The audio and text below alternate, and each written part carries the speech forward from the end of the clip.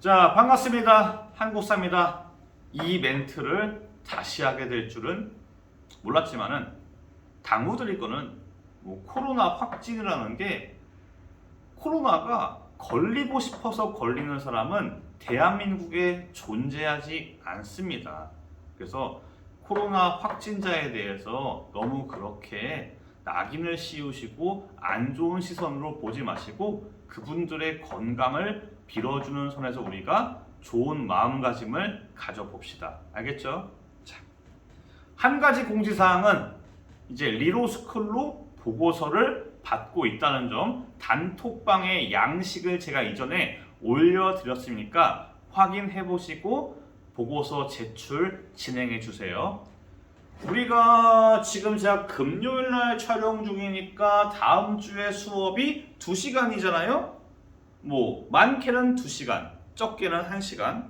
그래서 일단 첫 번째 수업은 이 수능 한국사 문제풀이를 달고 만약에 원격이 방학시까지 계속된다 라고 한다면은 그 다음 시간은 제가 역사나 한국사에 대해서 제가 나름대로 생각을 하고 싶은 말이 있으면은 제가 그때 전달을 하는 걸로 진행을 할게요. 자, 그렇게 어려운 거 아니니까 좀 힘 빼시고 수능 한국사가 이렇게 나온다 맛 보시면서 내가 향후에 만약에 고3 올라가서 한국사를 대비할 때 어느 영역의 어느 파트를 잘 보면 좋겠다 정도로 알아두시면 좋을 것 같아요. 예. 그리고 또한 우리가 전근대사 경우는 우리가 안 배웠잖아요. 근데 2학년 때는 1시간 배웁니다. 2학년 때는 한국사가 어떻게 진행되느냐? 주당 1시간씩, 일주일에 1시간, 선사시대부터 조선 후기, 흥선대원군 전까지 영조, 정조, 세도 정치, 조선 후기의 문화까지 진행이 될 거예요. 네, 그 점 염두에 두시고 하나하나 문제를 만나 봅시다. 먼저 첫 번째, 수능과 모의고사의 1번 문제는 고정적입니다. 한 번도 이 파트에서 안 나온 적이 없어요. 선사시대입니다. 구석기, 신석기, 청동기 셋 중에 하나예요. 기본적으로 여러분들이 구석기, 신석기, 청동기만 해도 한 문제 맞춰가는 겁니다. 물론 안 배웠지만은 여러분들이 한번 중3 때 역사 2 배우시잖아요. 물론 다 까먹었겠죠. 하지만 그래도 과거의 기억 떠올리시면서 봐볼게요. 자, 구석기가 있었고 신석기가 있잖아요. 신석기. 보통 이 두 가지가 가장 많이 나와요. 청동기는 그 다음입니다. 각각의 파트별로 반드시 알아둬야 되는 포인트가 있는데 일단 구석기는 뗀석기라는 거. 이 돌을 사용할 때 돌을 만드는 게 정교하지 않은 뗀석기입니다. 신석기는 이제 갈기 시작해요. 간석기. 청동기는 그냥 청동기. 자, 뗀석기의 대표유물 주먹도끼. 그리고 구석기 시대는 이동생활을 해요. 그리고 채집과 수렵. 이렇게 합시다. 신석기. 자, 일단 대표유물 빗살무늬 토기. 그리고 농경이 가능하고요. 움집을 짓고 생활합니다. 청동기. 생산량이 막 올라갑니다. 그래서 계급이 발생합니다. 계급이 발생하고 그리고 대표적인 유물 고인돌. 비파형, 동검 그런 거는 청동기면 딱 보면 알아요. 청동기는 금속을 보면 압니다. 비파형, 동검이니 초기 철기의 세형 동검이니 일단은 비파형 동검까지는 1번 문제에 나올 수 있습니다. 이것만 알면은 사실은 1번 문제는 다 풀 수 있어요. 자, 뗀석기, 주먹도끼, 돌을 깬 다음에 튕겨져 나오잖아요. 돌을 떨어뜨려서 깨지면은 딱 보면 조각들이 뭔가 그립감이 좋은 게 나와요. 아, 요거 왠지 느낌이 딱 쳤을 때 한 방에 가겠다. 이런 주먹도끼, 요런 게 사용되는 겁니다. 잡고서 찍는 겁니다. 주먹도끼. 즉, 가시되는 구석기겠죠. 가시되는 구석기예요. 여기에서 구석기를 보시면은 이동 생활 5번인 겁니다. 예. 이거만 알면은 1번 문제 푸는 거는 거의 지장이 없어요. 이거 왜 나온다? 다들 틀려요. 그러니까 이 정도만 아셔도 충분합니다. 이때는 구석기 시대는 농경 생활을 하지 않아서 아무래도 이동 생활을 많이 했어요. 여러분들이 온라인 게임 할 때 필드에서 몬스터를 잡을 때 몬스터가 없어. 그러면 사냥터를 옮겨야 되잖아요.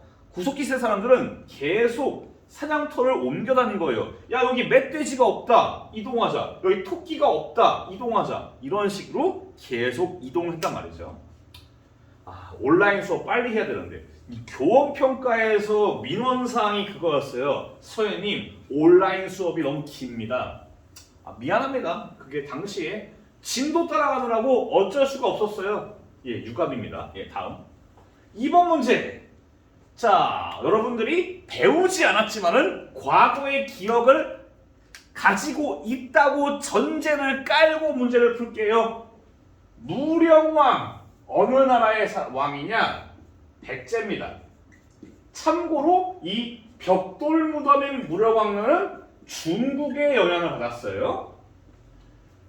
가는 즉 백제죠. 1번, 2번, 3번, 4번, 5번에서 백제를 찾으시면 돼요. 이런 식이에요. 경복궁을 중건하였다. 우리가 시험범위는 아니지만은 우리가 배운 바가 있어요. 바로 흥선대원군.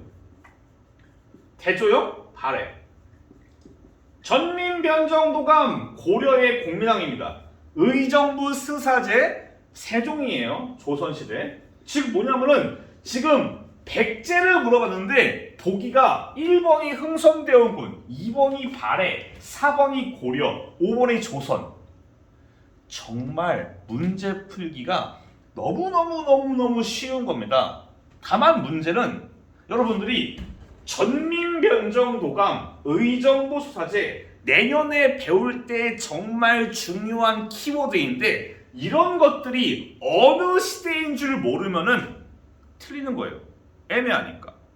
여러분들이 나중에 수능 대비를 할 때는 이 키워드가 어느 시대인지만 알아도 30점은 넘어요. 이 점 명심하세요. 내년에, 내후년에 여러분들이 고3 때 뭔가 한국사가 나오지 않는다. 특히 이과 쪽에서 그런 케이스가 많은데 뭔가 해도 안 된다. 이해가 안 되는 게 저희 집에 누나가 매형이 재수학원을 했는데 그 학원에서 한국사가 안 나온대요. 점수가. 공부 안 한 거예요. 심플하게. 외우라는 것만 외워도 30점은 넘습니다. 그 외우라는 게 A4용지 4장 정도밖에 안 나와요. 정말로 선택과 집중을 하면. 그러니까 여러분들이 수능 한국사, 모의고사 한국사 쫄지 마십시오. 네. 다음 3번. 자, 일단 통일신라입니다. 그리고 신문왕. 통일신라에서 신문왕 자주 나옵니다. 통일신라와 발해는 둘 중에 하나가 한 문제예요. 그러면 아까 말했던 대조영 시대 해동성국 이런 거를 물어보고 통일신라는 일단 신문왕 때에 어떤 일이 있었는가 그게 나옵니다. 자, 통일신라, 신문왕, 통일신라 시기에 지방정치제도는 여러분들이 모르겠지만은 요겁니다. 구주, 오소경. 당시에 신라가 수도가 경주잖아요, 경주.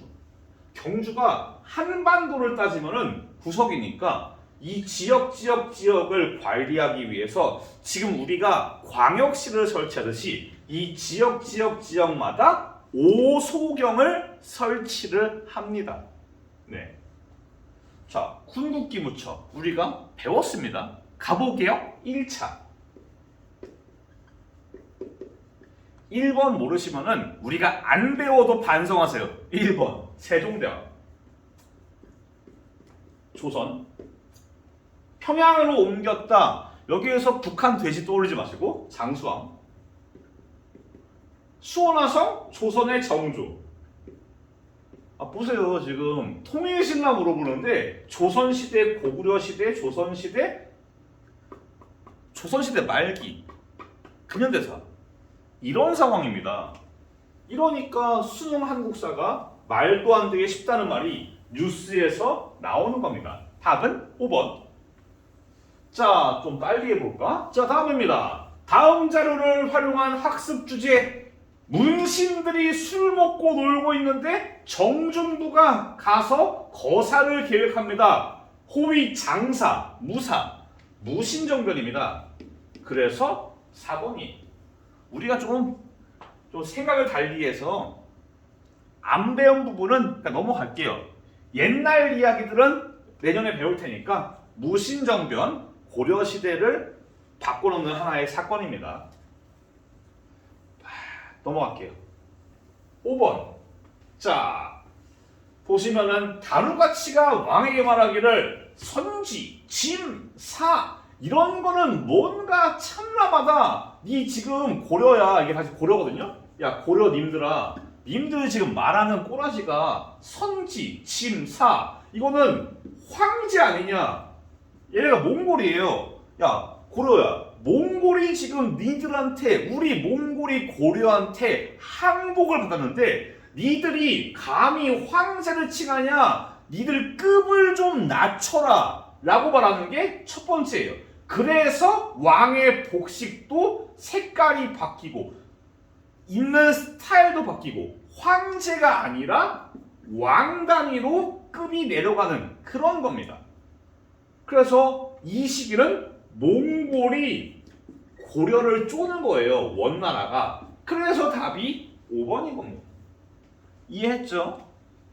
물론 이해 안 돼도 이건 그냥 이해 안 돼도 당연할 수 있어요. 왜냐? 안 배웠으니까.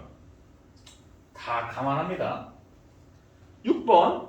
자, 최승로가 시모 28조. 왕은 고려시대의 성종이에요. 12복의 지방관을 파견하였다. 그리고 답은 3번. 고려시대의 교육기관인 국자감을 정비하였다. 보통 성종이라는 호칭은 어디에 쓰이냐? 체제를 정비한 왕에게, 시스템을 갖춘 왕에게 주어지는 호칭이 성종이에요. 고려 성종, 조선 성종 이런 식으로. 조선 성종도 경국대전을 만드는 등 조선이란 나라의 체제를 정비한 왕이고, 고려시대의 성종도 유교 정치이념이라는 체제를 정비하였습니다. 그 중에 하나가 국자감이에요. 이 문제를 만들 때 사람들이 혹시 성종이 누군지 모를 수 있다. 그러면 국자감이 뭔지 모를 수 있다. 그러면은 나머지를 통해서 지워보자 라고 설정을 한 것 같아요. 자, 일단 고려 얘기가 나왔는데 가야가 나오면 택도 없거든요. 척화비는 흥선대원군 유명한 거예요. 대동법 뭔지 모르시면은 대동법이란 단어 자체를 처음 들어보는 사람들은 수능 레벨에서는 없습니다. 적어도 수능을 보는 사람들은 대동법이 어느 시대인지는 알아요. 그래서 빼고. 장용영, 정조가 원체 인기 있고 중요한 왕이니까 정조는 다 알거든요. 그러니까 수험생들이 국자감을 모를까봐 알만한 단어와 알만한 것들을 중간중간에 끼워 넣은 겁니다. 이런 식이에요. 빨리 우리가 배운 부분이 나와서 좋겠네요. 다음 넘어갈게요. 7번입니다. 이야, 이건 좀 어렵습니다. 이거는 수능치고는 매우 어려운 지문이에요. 올해 수학능력시험에 역사 과목, 세계사, 동아시아사, 한국사까지 공통적으로 지문이 제법 어렵습니다. 이 수능을 보는 사람들의 마인드로 그 사람들, 일반적인 수능 응시생들이 공부를 했을 만한 단어는 금난정권과 신해연의 통공이에요. 이 정도는 배우고 보고 들어갑니다. 그래서 요거는 정조시대거든요. 정조시대의 금난정권을 없애버리거든요. 자, 볼게요. 근데 이거는 정조시대면은 조선 후기입니다. 조선 후기의 경제는 뭔가 서민들이 성장하고 화폐가 잘 돌아가고 장사를 많이 하고 막 이런 뉘앙스예요. 그래서 답이 4번입니다. 장사하자, 먹고 살자, 농사로 먹고 살자. 답이 그래서 4번인 거예요. 혹시라도 모를까봐 이 신해연의 통공, 금난정권을 자세히 모를까봐 보기가 정말 주옥 같은 게 1번은 그냥 이건 고려시대입니다. 전식과 고려를 상징하는 경제제도예요. 금융실명제 배웠잖아요. YS 삼미진식계획 1920년대 일제 송나라 병란도 고려. 그래서 아닌 거를 지워도 최소한 확률이 2분의 1에서 3분의 1은 가게 설정을 한 겁니다. 다음 8번. 자, 여기에서 봅시다. 세종이 집현전을 설치하고 블라블라 세조가 폐지했대요. 태정, 태세, 문간세, 예성, 연중, 인명선인데 봅시다. 세종이 설치하고 세조가 폐지했다. 그리고 가가 홍문관을 설치하고 뭔가 좀 시스템을 갖춘 것 같죠? 이건 뭐냐? 조선시대의 성종이에요. 성종은 체제정비, 경국대전 3번. 네. 이거를 좀 더 어렵게 낸다면은 그냥 여기다가 훈민정음 써버리면은 조금 어려워요. 왜냐? 좀 지성 없이 문제 푸는 사람들은 세종? 집현전? 야 가자 세종! 이럴 수도 있어요. 문제를 대충 푸는 애들은 대충 보고 찍거든요. 여기다 훈민정음만 달아도 정답률이 5% 내려갑니다. 수능이 쉬운 거는 다 알아요. 다들 공부를 대충 해요. 이거 잘 보이나 모르겠네요. 이번에 쓸데없이 문제가 길어요. 자, 명나라 정벌에 필요한 길을 내어달라는 도요토미 히데요시. 우리가 안 배워도 도요토미 히데요시는 알 수 있잖아요. 우리가 좀 일반적으로 상식 중에 하나인 일본 사람 이름들은 이런 애들이에요. 도요토미 히데요시 혹은 이토 히로부미. 이런 사람들 정도는 기초 지식이겠죠. 자, 그런데 이게 임진왜란이에요. 왜군과의 싸움, 왜군과의 싸움. 임진왜란이면은 당연히 이순신 가져야죠. 문제가 이렇습니다. 자, 우리나라의 선비들은 지금 중국 땅의 주인은 오랑캐인청이다 이러면서 중국한테 안 배운대요. 박제가가 자신이 지은 책을 보여줬는데 나의 열하일기. 여러분들이 국어와 문학과 독서와 등등등 지금까지 배워오고 앞으로 배울 국어에서 박지원은 꼬박꼬박 나오는 사람이에요. 박지원의 열하일기, 박지원의 허생전, 박지원의 호질. 꼬박꼬박 나오는 게 박지원이고 이 양반은 문학가이면서 동시에 실학자란 말이죠. 답이 2번입니다. 박지원은 뭐 제가 설명 안 해도 문학 시간에 원체 잘 배울 테니까 넘어갈게요. 이제 좀 우리가 1년간에 배운, 우리가 보통 수능이 20문제예요. 10문제는 전근대사, 10문제는 근현대사예요. 이 10문제를 가지고 흥선대원군부터 우리가 배운 통일정책까지 나누어 가지는 겁니다. 이 10문제를 가지고 11번부터는 우리가 배워왔던 문제들을 만나볼 거예요. 자, 청의 알선으로 서양 국가와 최초로 체결했대요. 서양 국가와 최초로 체결한 조약은 무엇이었을까요? 아마 기억이 안 날 거예요. 바로 조미수호 통상조약이에요. 이 조선 책략에 러시아를 견제하기 위해서 미국, 청, 일본과 함께 해야 된다. 그리고 단계로 보빙사절단을 보낸다. 즉 조미수호 통상조약에는 뭐가 있냐? 최혜국 대우가 있습니다. 강화도 조약은 최혜국이었고 조미수호 통상조약부터 최혜국 대우가 됩니다. 답은 1번이에요. 자, 난리의 빌미는 고부였다. 그리고 우리 민족이 자랑하는 탐관오리, 월드클래스 조병각, 안액사, 이용태, 그리고 전봉준. 게임 끝났습니다. 동학이에요. 친절하게 동학이 있네요. 3번입니다. 네.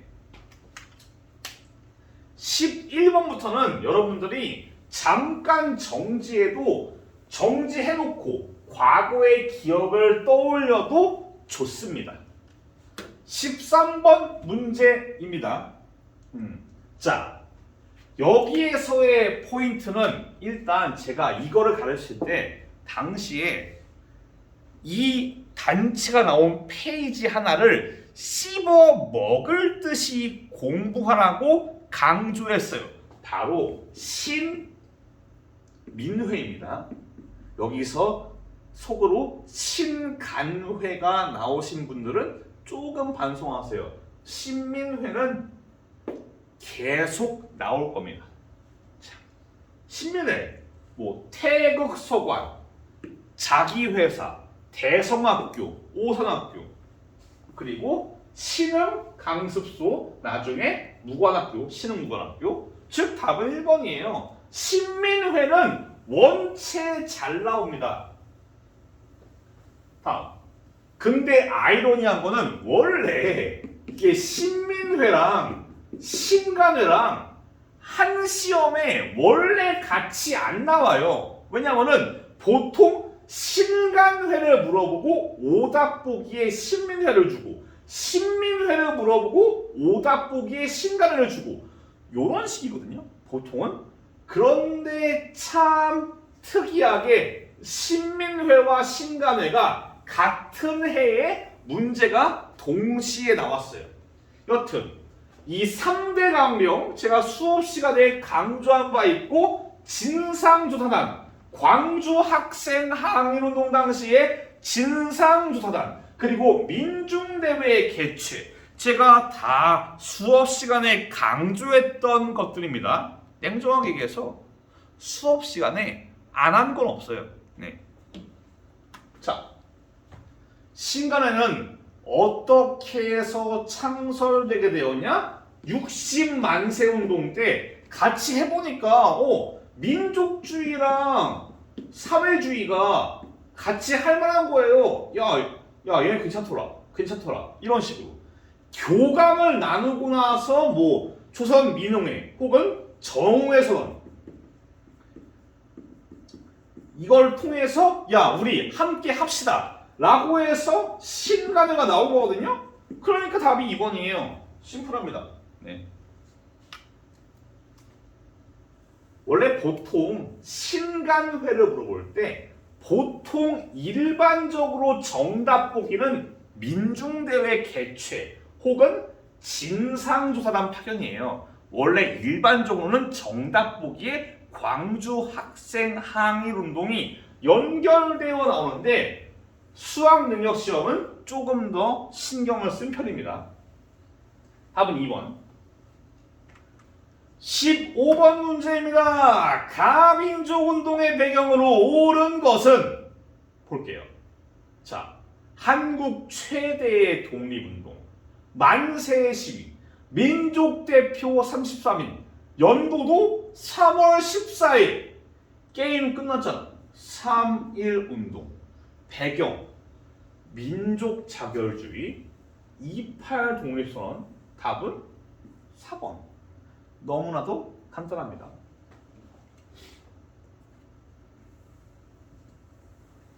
이런 문제가 놀랍게도 3점이에요. 이야, 좋네요. 16번. 일제시대는 반드시 나와요. 10년대, 20년대, 30년대와 40년대. 일제의 식민지 지배 정책은 반드시 나온다고 보셔야 됩니다. 실제로 우리 내신에도 나왔잖아요. 네. 자, 회사를 세우고자 하는 자는 허가를 받아야 한다. 이 법령은 회사령. 1910년대에 볼 수 있는 모습인데 노비가 나오면 안 되잖아. 쌍성 총관부 택도 없잖아요. 50 총선거가 아닌 거 알잖아요, 솔직히. 통리기무왕은 느낌이 좀 싸하죠. 답은 제복을 입고 칼을 찬. 제가 말했잖아요. 1910년대 통치는 무단 통치예요. 제가 수업 시간에 와가지고 칼 들고 와가지고 하이 이라시아가세 이러면서 가가지고 막 자는 사람 찌를 것처럼. 얼마나 무서워요. 막 제가 막 너클을 돌리면서 와요. 야 이러면서 자 한국사 수업합니다. 이러면 얼마나 무섭겠냐고. 당시에 제복을 입고 칼을 차고 교사가 들어오면서 위압적인 분위기를 조성을 하는 겁니다. 답은 그래서 몇 번이냐? 1번. 1910년대 무단 통치니까요. 1910년대에 회사령 말고 하나 또 뭐가 있냐? 토지 조사 사업이요. 네. 회사령은 1920년대에 철폐돼서 허가제가 아닌 신고제로 바뀝니다. 다음. 야, 제가 수업할 때 이 파트 어려웠죠. 막 민족혁명당이니 뭐니 겁나게 많았잖아요. 블라블라 많았는데 그 당시에 제가 수업할 때 딴 건 다 제껴도 한 가지는 알고 가라고 얘기했었어요. 그게 바로 한국광복군이에요. 그때 제가 설명드리기를 한국광복군은 모의고사와 수능에 자주 나오니까 중요하다고 말씀을 드렸는데 수능에 나왔습니다. 자, 국내 진공작전 광복군. 여기에서 광복군을 찾는다면 영국군을 도와서 인도와 미얀마 전선, 사령관은 지청천. 네, 답은 5번이에요. 굳이 하지 않겠습니다. 민주화운동 나와요. 민주화운동 중요합니다. 3개 있죠. 중요한 거 4.19, 5.18, 6월 민주항쟁. 물론 우리의 내신에는 부마 민주항쟁이라는 좀 양심을 상실한 난이도로 나왔어요. 좀 죄송한 거는 어쩔 수가 없었습니다. 예. 참 문제의 난이도가 좀 그랬어요. 여튼간에 자, 일반적으로 내신이 아니라 모의고사를 대비한다. 4.19, 5.18, 6월 항쟁만 알아도 어느 정도는 해결 가능합니다. 이승만 나오면 그냥 4.19죠. 4.19는 왜 나왔냐? 부정선거. 다 키워드가 있어요. 4.19는 왜 등장하냐? 3.15 부정선거. 즉 자료에 뭔가 부정선거가 나온다? 그냥 4.19예요. 혹은 이렇게 이승만이 주어지거나 날짜가 주어지겠죠. 다음 5.18은 키워드가 신군부, 계엄군, 공수부대. 정말 문제가 양심이 넘쳐서 쉬우면은 뭐 광주 이런 식으로. 6.25민주항쟁 반드시 나오는 거는 직선제. 그리고 4.13 호헌조치. 이 키워드만 알아도 민주화운동 한 문제는 잘 갈 수 있어요. 답은 3번입니다. 어려운 거 없죠? 이렇게 이런 정도의 난이도로 내신이 나온다? 저는 아마 매우 곤란해질 거예요. 등급이 안 나올 거예요. 19번. 자, 요거는 우리가 보면은 볼만하죠? 자, 봅시다. 가는 민주주의 임시정부 수립 문제를 논의할 개최됐어요. 미국과 소련이 대립을 해서 한반도 문제가 유엔으로 간다. 가는 어딜까요? 가는 무엇일까요? 여기에서 모스크바 삼상회의 나오신 분은 반성하세요. 여기가 서울이잖아. 모스크바가 아니잖아요. 서울이에요, 서울. 서울이면은 미소 공동위원회거든요. 미소 공동위원회에 대한 설명, 이게 왜 등장했냐? 모스크바 삼상회의에서 민주주의 임시정부 수립을 하기로 하고 요거에 대한 논의를 위해서 설치한 게 미소 공동위원회란 말씀이죠. 답이 그래서 5번입니다. 심지어 지금 우리가 현대사인데 1945년 이후인데 1번, 2번, 3번, 4번 중에 45년 이후가 한 개도 없어요. 네. 어느 정도 공부를 한다면은 이런 거는 틀릴 수가 없는 겁니다. 마지막 20번 가볼까요? 자, 제가 말씀드린 거는 무엇이냐? 일단 한 문제는 통일 문제가 나와요. 7.4 남북 공동선언, 그리고 6.15 공동성명, 6.15 남북 공동선언, 그리고 이 사이에 미안합니다. 기본합의서. 요 세 개는 반드시 나와요. 셋 중에 하나는 반드시 나옵니다. 어디에서? 수능에서. 무조건 때려 죽여도 지금까지는 한 문제가 나와 왔습니다. 자, 봅시다.